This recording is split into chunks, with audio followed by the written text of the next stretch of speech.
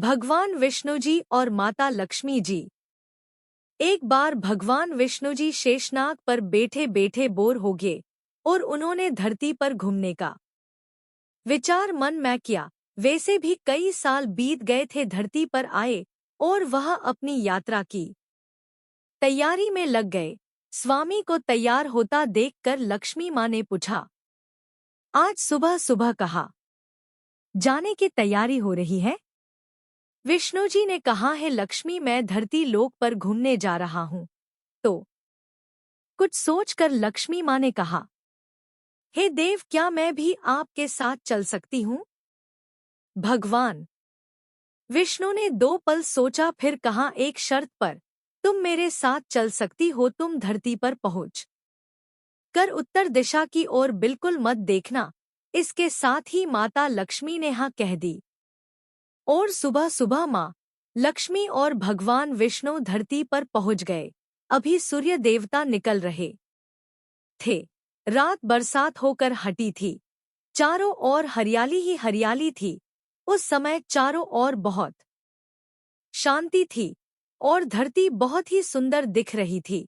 और माँ लक्ष्मी मंत्र मुग्ध होकर धरती को देख रही थी और भूल गई कि पति को क्या वचन देकर आई है, और चारों ओर देखती हुई कब उत्तर दिशा की ओर देखने लगी पता ही नहीं चला। उत्तर दिशा में माँ लक्ष्मी को एक बहुत ही सुंदर बगीचा नजर आया और उस तरफ से भीनी भीनी खुशबू आ रही थी और बहुत ही सुंदर सुंदर फूल खिले थे। यह एक फूलों का खेत था और माँ लक्ष्मी बिना सोचे समझे उस खेत में गई और एक सुंदर सा फूल तोड़ लाई। लेकिन यह क्या? जब माँ लक्ष्मी भगवान विष्णु के पास वापस आई तो भगवान विष्णु की आंखों में आंसू थे और भगवान विष्णु ने माँ लक्ष्मी को कहा कि कभी भी किसी से बिना पूछे उसका कुछ भी नहीं लेना चाहिए, और साथ ही अपना वचन भी याद दिलाया। माँ लक्ष्मी को अपनी भूल का पता चला तो उन्होंने भगवान विष्णु से इस भूल की माफी मांगी। तो भगवान विष्णु ने कहा कि जो तुमने जो भूल की है उसकी सजा तो तुम्हें जरूर मिलेगी। जिस माली के खेत से तुम नए बिना पूछे फूल तोड़ा है, यह एक प्रकार की चोरी है।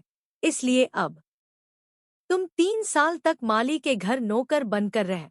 उसके बाद मैं तुम्हें बैकुंठ में वापस बुलाऊंगा। माँ लक्ष्मी ने चुपचाप सर झुकाकर हाँ कर दी। आजकल की लक्ष्मी थोड़े थी और माँ लक्ष्मी एक गरीब औरत का रूप धारण करके उस खेत के मालिक के घर गई। घर क्या, एक झोपड़ा था और मालिक का नाम माधव था। माधव की बीबी, 2 बेटे और 3 बेटियां थी। सभी उस छोटे से खेत में काम करके किसी तरह से गुजारा करते थे। माँ लक्ष्मी जब एक साधारण और गरीब औरत बनकर जब माधव के झोपड़े पर गई तो माधव ने पूछा, बहन तुम कौन हो और इस समय तुम्हें क्या चाहिए? तब माँ लक्ष्मी ने कहा, मैं एक गरीब औरत हूँ, मेरी देखभाल करने वाला कोई नहीं। मैंने कई दिनों से खाना भी नहीं खाया। मुझे